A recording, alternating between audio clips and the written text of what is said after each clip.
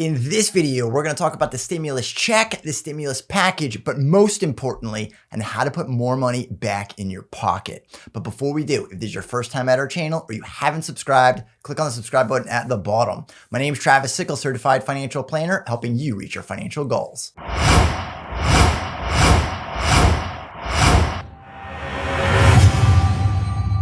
So Congress is back in session and the negotiations have begun. So one of the first things that we're looking at is the stimulus check, or the second round of stimulus checks. And it's looking pretty good. Both Democrats and Republicans, including the president, all want a next stimulus check to put more money back in your pocket. And it sounds like something similar to the first round of stimulus checks, where there's going to be an income phase out, and it's going to start at about $40,000, or that's what the proposal is today. Now, that first round of stimulus checks had something similar, but it was at $75,000 to $99,000 for singles and $150,000 to $198,000 for married filing jointly, and $112,500 for head of household. And we still don't know if those are going to be the income thresholds. They could change, and they most likely will change. And this is what Senate Majority Leader Mitch McConnell said as the starting place for the next rescue package.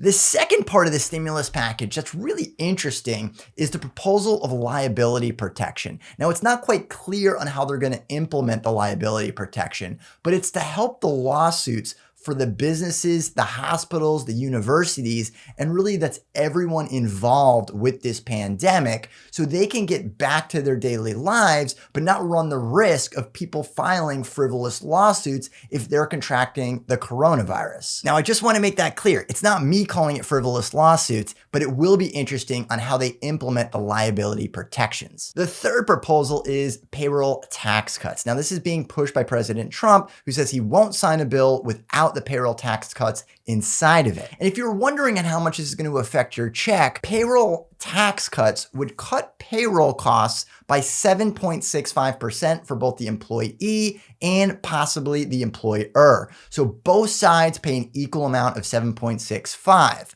So on $1,000, that's $76.50 additional that you would see in your paycheck. And if you earn $1,000 per week, that would equal $918 over a 3-month period. And if you earned $500, that would cut it in half to $459. So while it might not seem like a lot of money, over time, it's going to add up, and in addition to the stimulus check. Now, at this point, with the massive amount of uncertainty, it's a no-brainer that you want to make sure that you're keeping your expenses as low as possible. But you also want to think of things that are in your control that you can actually take action on to help put more money back in your pocket and protect your finances. Now, one of those things, the first thing, is if you have a Roth IRA, you might want to consider taking some money and putting it into cash, because in general, the market has done very well so far through the pandemic, but it's still uncertain of how the market's going to do moving forward. Now, if you're concerned about your finances,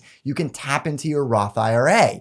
But if it's invested, you might run the risk of having to sell out when the assets are down. Now, this is just one step you could take if you don't already have an emergency fund set up. Now, this doesn't mean that you should tap into your retirement plans like it's no big deal, but if times get really tough and you don't get the amount of the stimulus check you need because you don't meet the thresholds, or you can't find a job because you're still unemployed, then this is one other source that you can consider. And at this stage in the game, making that decision might make sense in your particular situation if you're struggling to find other cash. When it comes to your retirement planning contributions, for individuals who are employees, that deadline has already passed on July the 15th to make those retirement planning last-minute contributions. However, if you're a small business owner, you still have an opportunity to do a profit-sharing contribution.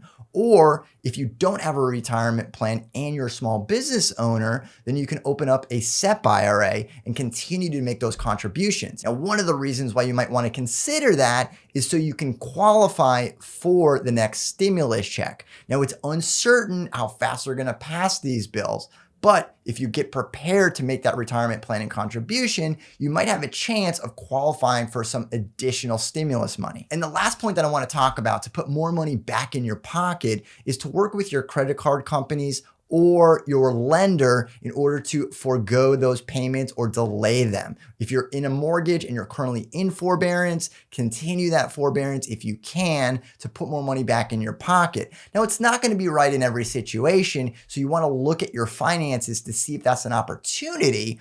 But these are all strategies that you can take action on to help put more money back in your pocket so you have money to put food on the table and to keep the lights on and continue to move forward through these uncertain times. If you have any questions on other moves that you can make for your finances and how you can improve your cash flow, let me know in the comments down below. And if you have questions on the stimulus check or the packages, let me know in the comments down below. And if you've enjoyed this video, be sure to subscribe and leave your comments down at the bottom.